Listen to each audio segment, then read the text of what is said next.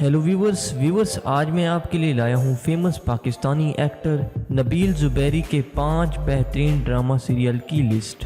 Number 5, यकीन का सफ़र 2017 का हम टीवी का फेमस ड्रामा सीरियल था, जिसमें नबील ज़ुबैरी ने सपोर्टिंग किरदार अदा किया रमीज़ के नाम से, जबकि इस ड्रामा सीरियल की कुल किस्तें 29 हैं।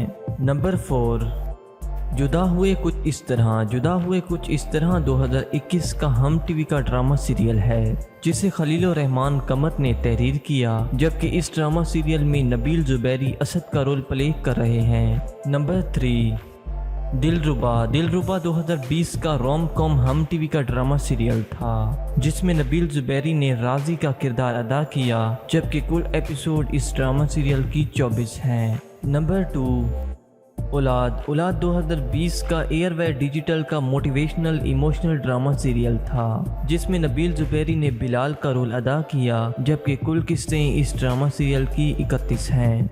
नंबर 1, सुनो चंदा 2018 का Ramzan special rom com drama serial था, जिसमें नबील ज़ुबैरी ने शहरी का किरदार अदा किया, जबकि कुल किस्तें इस ड्रामा सीरियल की 60 हैं 2 सीज़न की।